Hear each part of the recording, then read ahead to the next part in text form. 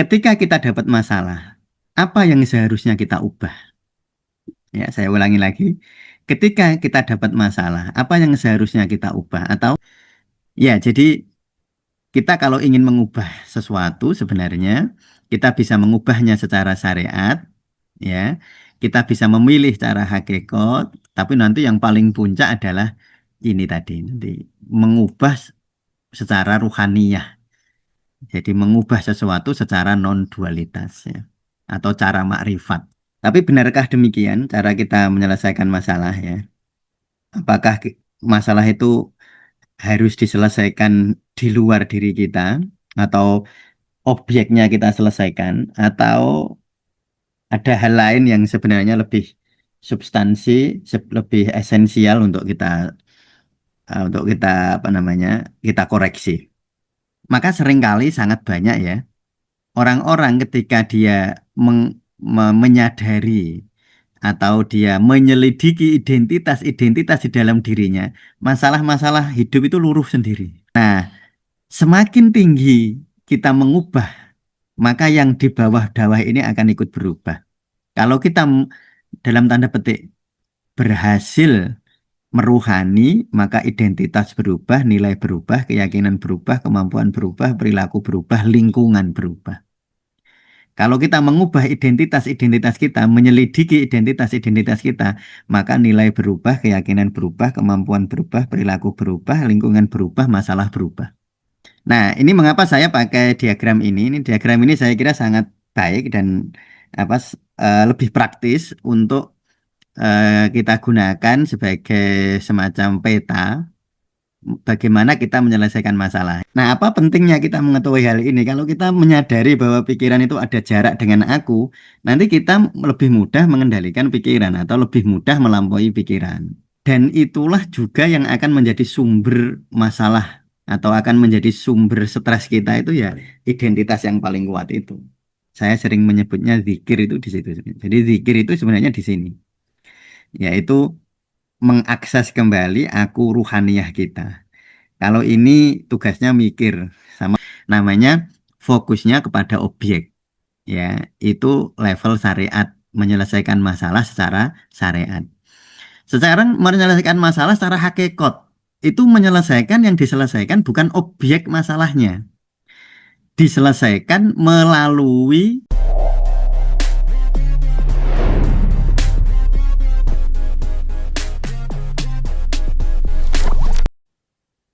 ya. Assalamualaikum warahmatullahi wabarakatuh. Baik ya, teman-teman semua. Mari kita lanjutkan kuliah tasawuf kita ya. Hari ini kita akan membahas tentang sebuah tema pemecahan masalah ya. Jadi bagaimana kita memecahkan atau mencari jalan keluar dari masalah-masalah hidup kita. Ya, ada sebagian kita ya memecahkan masalah yang fokusnya biasanya di objeknya, ya di lingkungannya. Tapi benarkah demikian cara kita menyelesaikan masalah ya? Apakah masalah itu harus diselesaikan di luar diri kita atau objeknya kita selesaikan atau ada hal lain yang sebenarnya lebih substansi, lebih esensial untuk kita kita koreksi. Nah, sebelum kita sampai ke sana, saya akan membahas dulu, mungkin ini pengulangan dari kuliah kita yang lalu, bahwa kedirian kita ya atau keakuan kita ya itu atau rasa aku itu terdiri dari jasad dan kolbu. Jadi rasa aku yang psikologis atau sering kita sebutnya nafsul kolbiyah atau aku yang psikologis itu sebenarnya adalah akumulasi dari jasad dan kolbu. Ya, dari tubuh dan hati ya, ya kolbu itu bisa dimaknani psikologis, fisik dan psikologis atau sering disebut biopsikologis ya. Nah, itu rasa aku kita. Nah, Tetapi sebenarnya di dalam diri kita itu ada pancer, ada aku spiritual, ada aku yang sejati, yang disebut sebagai ruhani atau nafsul ruhaniyah. Nafas yang bersifat ruhaniyah itu adalah nafas yang sejati atau pancer. Nah, lab ego ini kalau kita buat gambar dia apa namanya diagram, jadi ego kita itu terdiri dari ini lapisan-lapisan ego. Ini gambarnya sengaja saya buat. Ini agak apa? Agak terang, makin gelap, makin gelap, makin gelap. Ini untuk menunjukkan seberapa besar rasa ego di sana, ya. Misalnya ego kita itu kadang-kadang satu namanya lingkungan, ya. Lingkungan itu kadang-kadang kita merasa ini rumahku. Jadi tanpa kita sadari rumah itu kita menjadi menganggap rumah itu aku kita, ya, tanpa kita sadari. Maka kita harus melampauinya ya, harus menyadari bahwa rumah itu bukan aku. Nah, itu saya kira sederhana, mudah dipahami ya. Tapi banyak orang ketika misalnya dia terjebak di dalam merasa aku, rumah sebagai aku, maka biasanya rumah menjadi sumber stres yang luar biasa ya. Karena itu tadi, itu menjadi dirinya, menjadi akunya, menjadi identitasnya. Lalu masuk lebih lebih padat ya, rasa aku itu lebih padat itu di tubuh ya namanya di tubuh kita. Jadi rasa aku itu rasanya lebih lebih padat. Nah, ya. Misalnya kita ketika tangan kita terluka, kita menyebut aku terluka. Ya, jadi tangan kita akukan. Kita menyebut tangan sebagai aku.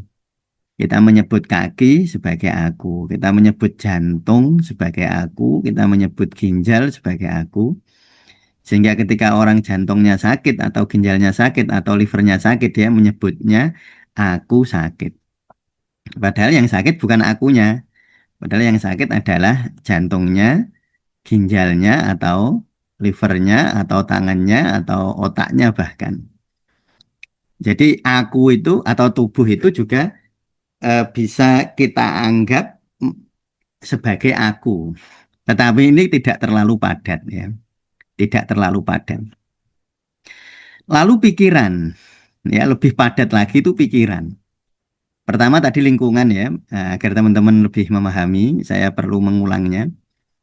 Lingkungan kita anggap sebagai aku, lalu harus kita lampaui. Ya insya Allah ini tidak susah ya. Lalu tubuh kita anggap sebagai aku, lalu kita lampaui. Nah, kita lampaui itu maksudnya kita menyadari bahwa tubuh itu bukan aku. Ya tubuh ya jasad. Ya jasad itu bukan aku, bukan keakuan kita. Dia terpisah dari aku kita. Lalu pikiran. Pikiran ini juga bukan aku. Jadi kalau kita bilang ini pikiranku, maka yang memiliki pikiran itu aku. Jadi pikiran itu bukan aku. Ya, jadi pikiran itu bukan aku. Buktinya kita bisa bilang ini pikiranku. Ya, berarti pikiran kan bukan aku. Pikiran adalah hal yang dimiliki oleh si aku itu. Nah, jadi pikiran itu seringkali kita tanpa sadar menganggap atau kita larut di dalam pikiran dan tanpa sadar kita jadikan pikiran sebagai aku, ya, sebagai diriku. Padahal pikiran itu terpisah dari aku kita. Nah, apa pentingnya kita mengetahui hal ini? Kalau kita menyadari bahwa pikiran itu ada jarak dengan aku, nanti kita lebih mudah mengendalikan pikiran atau lebih mudah melampaui pikiran.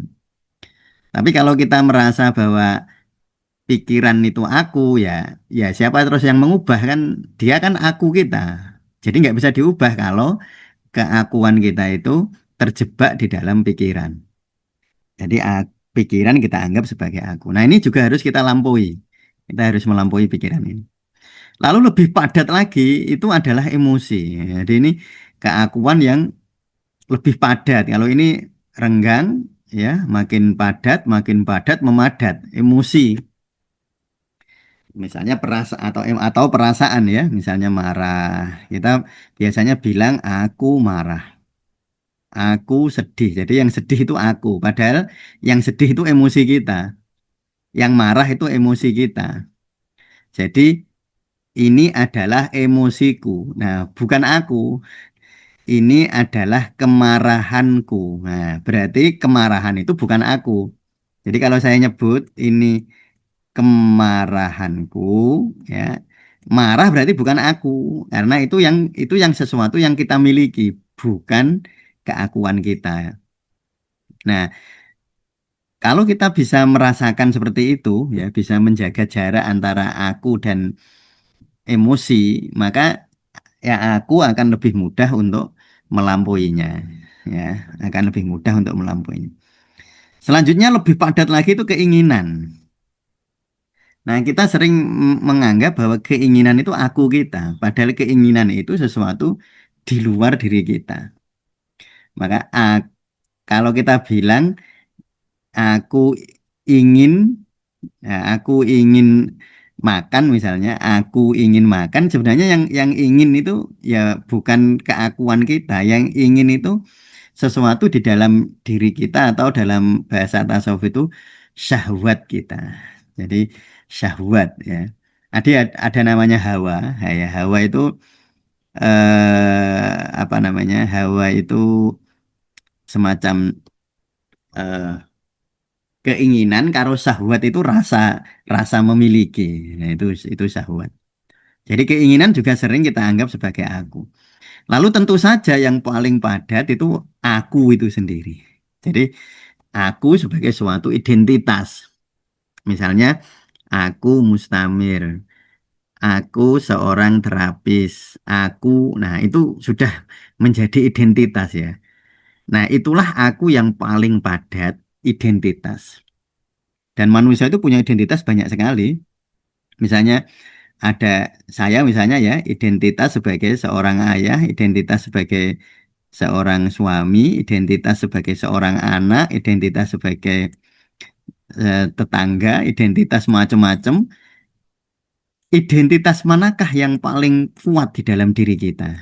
Nah, kita itu mengidentifikasi diri kita itu sebagai apa? Itulah yang paling kuat dan itulah juga yang akan menjadi sumber masalah atau akan menjadi sumber stres kita itu, ya, identitas yang paling kuat itu. Ya. Nah, ini adalah, ya, mungkin suatu saat saya akan membahas ini lebih jauh, ya. Cuma karena ini memang temanya itu pemecahan masalah, makanya ini saya bahas sekilas karena ini nanti menjadi dasar kita memecahkan masalah. Nah, jadi teman-teman, ya, ego kita atau rasa aku kita itu berlapis-lapis seperti ini. Berlapis-lapis seperti ini. Padahal di diri kita itu ada nafas ruhaniyah yang sudah ada sebelum ini ada. Jadi kita itu, aku kita itu sebenarnya sudah ada sebelum tubuh ada, sudah ada sebelum pikiran kita ada, sudah ada sebelum emosi kita ada, sudah ada sebelum keinginan kita ada, sudah ada sebelum aku kita ada. Sebenarnya sudah ada, cuma lalu kita terjebak dalam keakuan yang ini. Lalu kita melupakan aku kita yang sejati. Nah, itu yang disebut kita, saya sering menyebutnya zikir itu di situ. Jadi zikir itu sebenarnya di sini, yaitu mengakses kembali aku ruhaniyah kita. Kalau ini tugasnya mikir sama merasa, berpikir dan merasa itu di sini. Nah, kalau ini adalah aku yang sejati. Nah, sekarang saya baru masuk ke situ, ya. Baik. Nah, jadi keakuan kita itu tadi ada dua, yaitu aku psikologis dan aku spiritual, ya. Ini juga ada aku spiritual, ada aku psikologis, lalu ada lingkungan tadi, ya, ada lingkungan, perilaku, kemampuan, keyakinan, nilai itu yang di sini, yaitu pikiran dan emosi. Pikiran, keinginan, emosi itu nanti ada di ini, ya. Nah, ini mengapa saya pakai diagram ini? Ini diagram ini saya kira sangat baik dan lebih praktis untuk kita gunakan sebagai semacam peta bagaimana kita menyelesaikan masalah. Ini saya ambil dari Neurological Level NLP, Neuro Linguistic Programming. Nanti kita kolaborasikan dengan tasawufnya, ya. Nanti kita kolaborasikan dengan tasawuf. Jadi teman-teman nanti kalau misalnya nyari googling, ya, nyari silahkan nanti dicari namanya Neurological Level, ya. Itu di NLP ya, ilmu Neuro Linguistic Programming, itu ada 3 level, ada apa 7 level ya. Lingkungan, perilaku, kemampuan, keyakinan, nilai, identitas, dan rohani. Nah, ini sebenarnya konsep-konsep NLP semacam ini sangat sofistik sebenarnya ya konsepnya. Nah, ketika kita dapat masalah, nah kita masuk ke intinya ya. Ketika kita dapat masalah, apa yang seharusnya kita ubah? Ya, saya ulangi lagi. Ketika kita dapat masalah, apa yang seharusnya kita ubah atau apa yang harusnya kita selesaikan? Apakah masalahnya, apakah objeknya, atau jangan-jangan tanpa menyelesaikan objeknya masalah kita bisa selesai? Misalnya contohnya, misalnya seorang suami menganggap bahwa istrinya misalnya punya sifat tertentu yang dia tidak nyaman.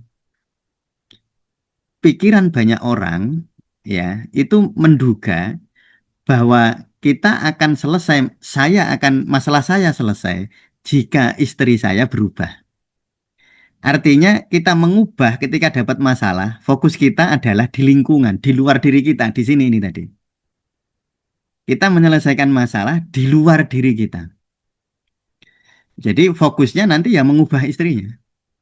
Entah nanti dengan cara dinasehati, entah dibawa dinasehati oleh orang lain, entah cara diancam, entah cara diberi hadiah ya, entah cara apa gitu, berarti dia memfokuskan penyelesaian masalah di lingkungan, di luar dirinya.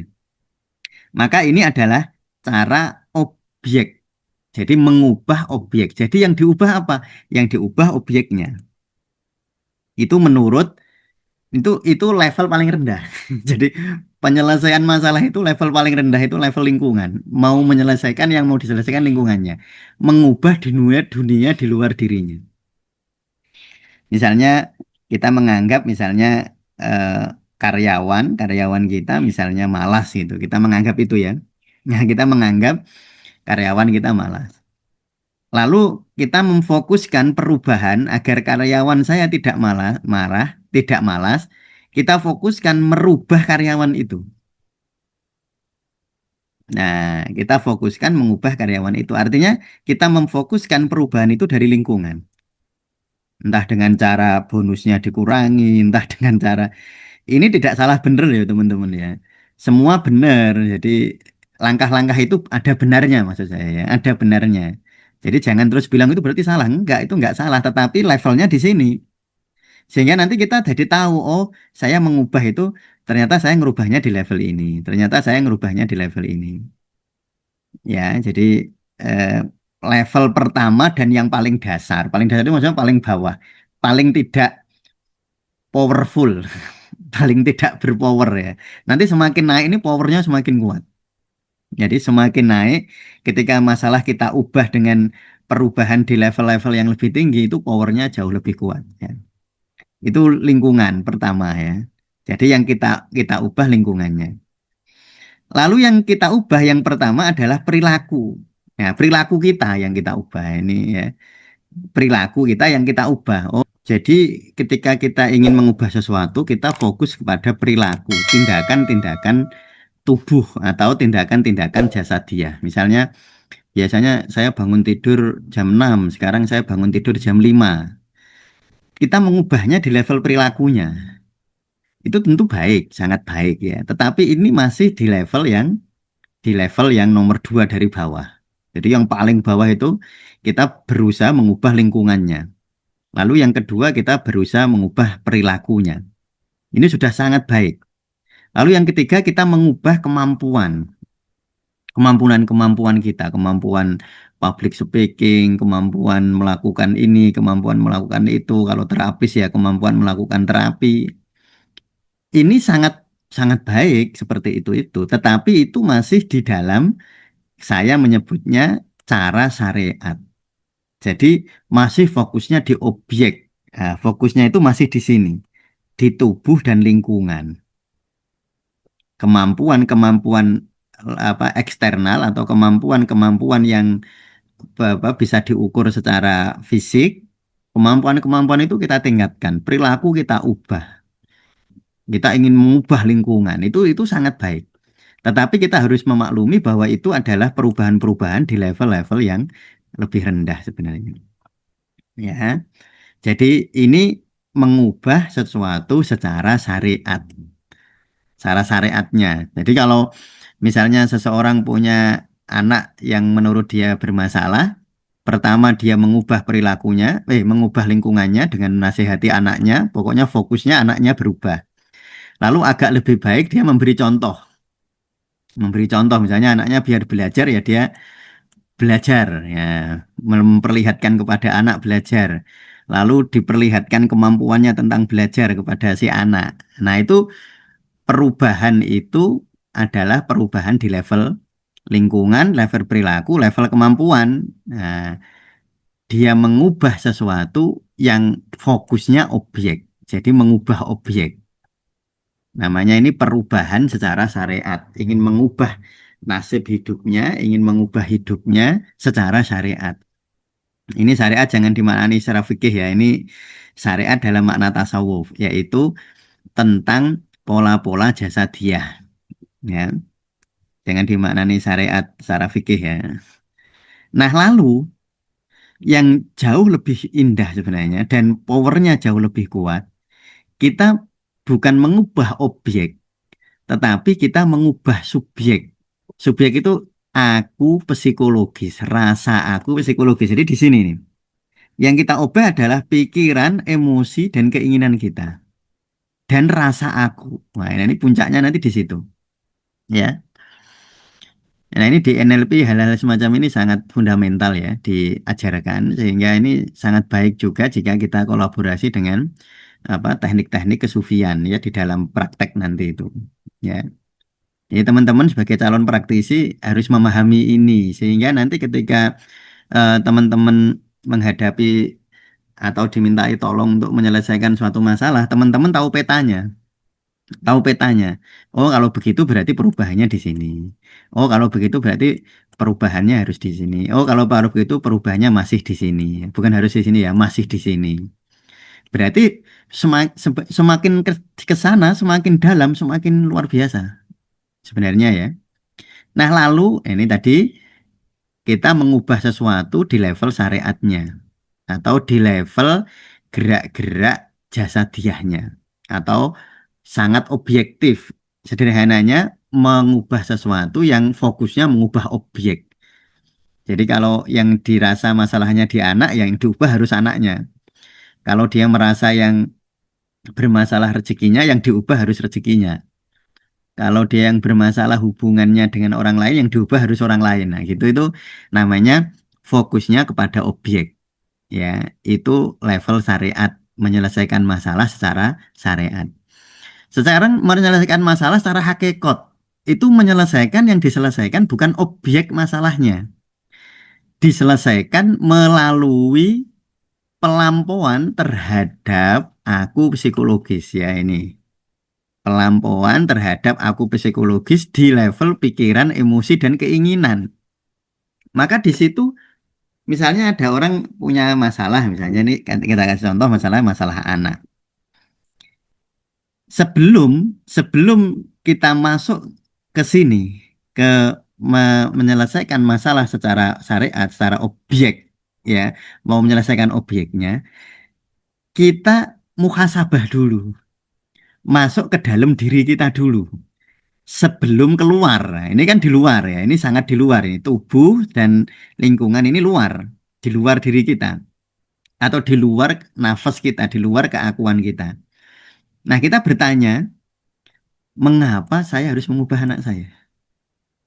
Jadi pertanyaannya mengapa? Kalau di sini pertanyaannya di mana saya harus ubah ini? Kapan saya harus mengubah anak saya? Di mana saya harus menasehatinya? Lalu tentang perilaku, apakah ini ya perilaku yang harus diubah? Kalau ini bagaimana cara mengubahnya? Nah, itu di level ini ya. Tapi kalau ini pertanyaannya mengapa kita harus mengubahnya? Ini muhasabah dan jangan orang lain yang menjawab. Nah, saya ulangi lagi. Di sini bukan orang, kalau di sini masih bisa orang lain menjawab. Tapi kalau di sini nggak bisa, harus diri kita sendiri yang menjawab. Mengapa ingin mengubah anak kita?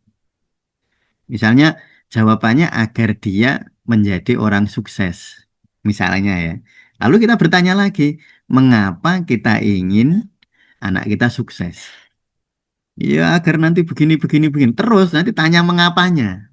Temukan mengapa yang paling dalam. Ya, jadi ini ini untuk apa sih? Untuk mengoreksi dalam tanda petik ya, untuk muhasabai atau menghayati keyakinan-keyakinan di dalam diri kita.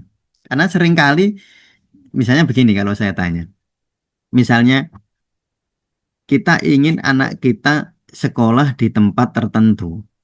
Karena ada keyakinan di dalam diri kita bahwa kalau sekolah di sana pasti dia sukses. Ada keyakinan, namanya aja yakin ya, pasti dia sukses. Nah, keyakinan-keyakinan seperti itu tidak boleh diikuti secara serta-merta. Kita harus menghayatinya, bahkan kita harus melampauinya. Kita tanyakan mengapa. Nah, mengapa? Mengapa dia harus sekolah di situ? Dan yang jawab kita. Jadi ini bukan mengapa untuk kita ini, ya. Jadi kita mengapa anak kita harus sekolah di situ. Mungkin nanti kita akan menjawab, karena begini itu sekolahnya bagus gini-gini. Terus kita mengapa dia harus sekolah yang bagus dan seterusnya. Ditanya terus mengapanya. Dalam rangka apa namanya mengoreksi ya. Jadi bertanya tentang keyakinan itu menanyakan tentang keyakinan-keyakinan kita sendiri. Jangan-jangan keyakinan itu keyakinan yang apa namanya yang tidak tepat. Jangan-jangan ya itu namanya apa namanya mempertanyakan keyakinan kita sendiri dengan cara mengapa. Nah, ini sudah masuk di cara penyelesaian masalah secara hakikat. Jadi misalnya apa di tempat kerja kita sebagai apa sebagai bos misalnya ingin mengubah karyawan, kita tidak langsung fokus ke objeknya, tetapi kita menanyakan apa kita bermuhasabah terhadap diri kita sendiri dulu. Mengapa saya harus mengubah karyawan? Mengapa? Ya biar dia rajin. Mengapa dia harus rajin? Ya biar biar dia lebih produktif. Mengapa harus produktif? Ya biar saya lebih untung banyak. Mengapa kamu harus untung banyak? Nah, itu ditanyakan terus. Ditanyakan terus mengapanya. Karena nanti begini teman-teman ya. Ketika keyakinan-keyakinan ini kita dalam tanda petik itu kita tempatkan apa di dalam apa konteks yang lebih tepat, maka nanti powernya jauh lebih kuat daripada kita mengubah yang di sini-sini ini sebenarnya. Itulah mengapa saya sering menyampaikan innallaha la yughayyiru ma biqaumin hatta yughayyiru ma bi anfusihim. Allah itu tidak akan mengubah suatu kaum sampai kaum itu mengubah dirinya. Ya maksudnya dirinya itu ya ini keyakinan-keyakinannya, nilai-nilai. Jadi apa sih nilai yang paling berharga dalam hidup kita? Kita tanyakan. Ya, nanti setelah kita menanyakan keyakinan, kita harus masuk lebih dalam tentang nilai. Nilai apa yang paling apa namanya? Yang paling berharga bagi diri kita?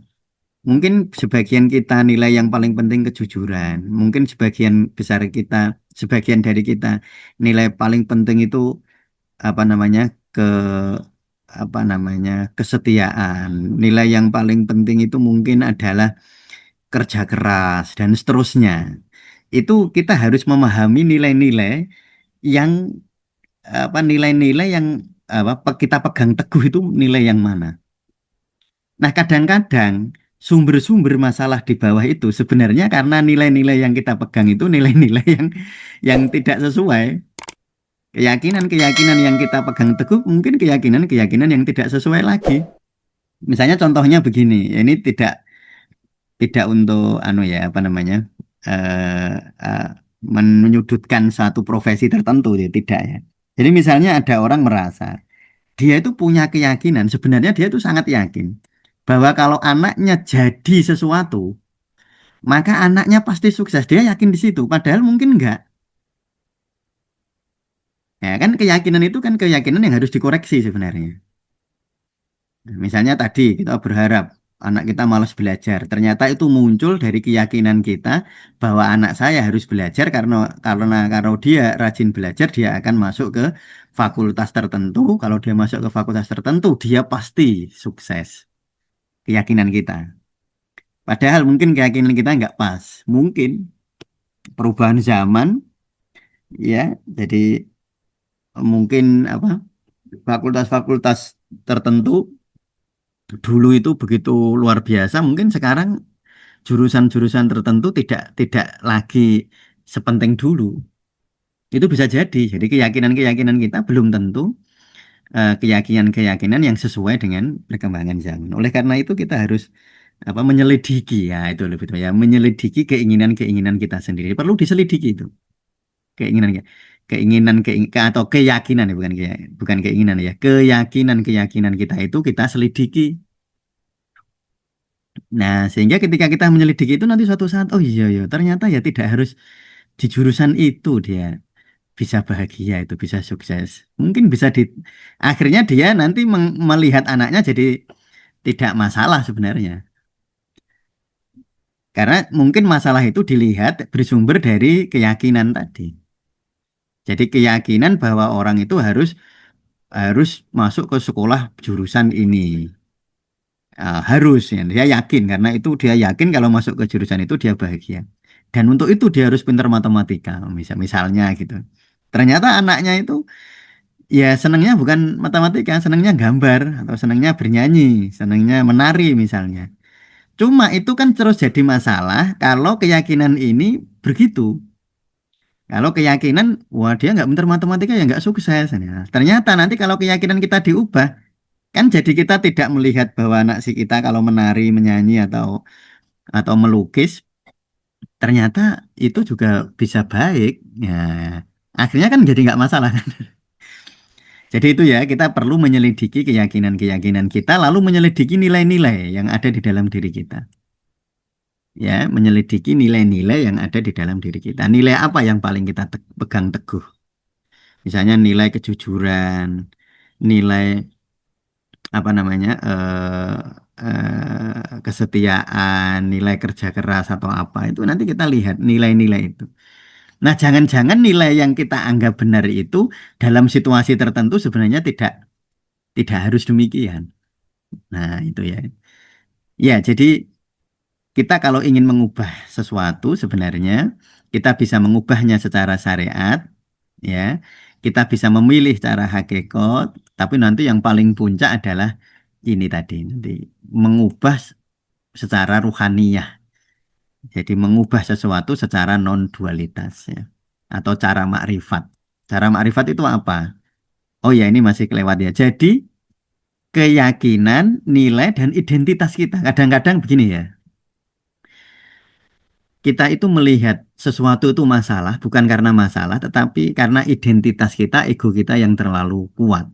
Aku psikologisnya itu terlalu kuat. Contoh misalnya, ada karyawan jalan di depan kita sebagai bos misalnya. Dia berjalan, dia tidak munduk gitu, tidak merunduk. Lalu kita anggap itu masalah. Ya.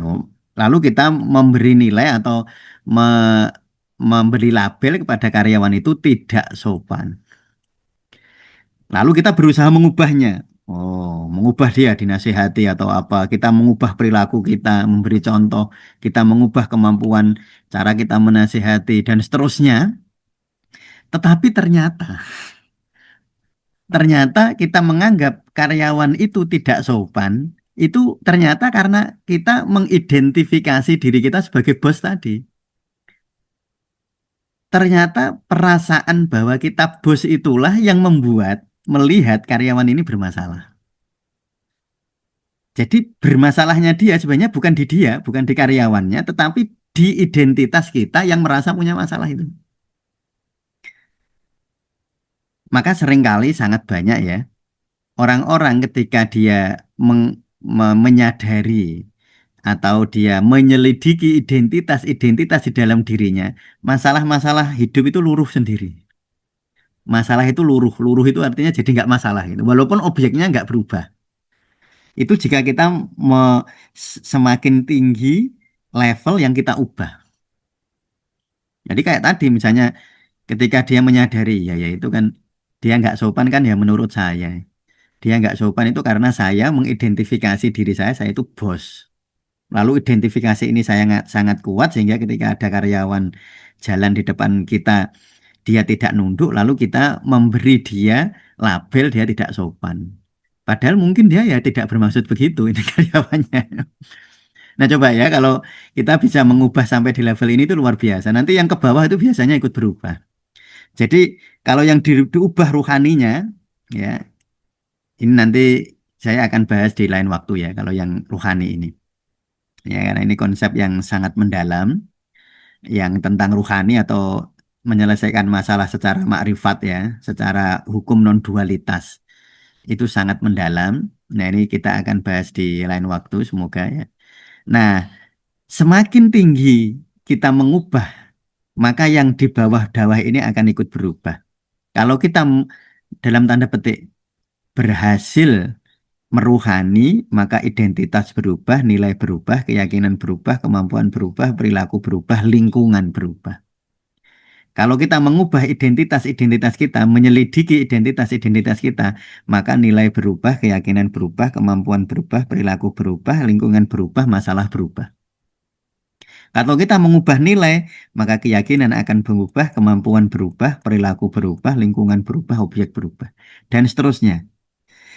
Jadi sebenarnya begini teman-teman ya, karena ini kuliah singkat, ya ini sebenarnya kuliah yang harus diberikan panjang lebar sebenarnya. Cuma karena ini apa namanya kuliah singkat, saya ingin mengatakan begini, ubahlah dari aspek-aspek yang paling esensial dari diri kita. Kalau kita punya masalah, maka yang paling penting diubah adalah aspek-aspek yang paling esensial di dalam diri kita, yang lebih dalam. Semakin kita bisa lebih dalam, ya, bukan hanya di permukaan menyelesaikannya, tetapi di dalam diri kita yang di dalam dimensi-dimensi yang lebih dalam, maka perubahan itu akan terasa betul di level-level yang lebih zuhir, yang lebih lahiriah seperti ini. Maka perubahan berasal dari nafas kita, dari rasa aku kita. Innallaha la yughayyiru ma biqaumin hatta yughayyiru ma bi anfusihim. Itulah sebenarnya yang paling penting. Ya, semoga kita berkesempatan lagi untuk membahas ini lebih lanjut ya. Terima kasih ya, cukup sekian. Assalamualaikum warahmatullahi wabarakatuh.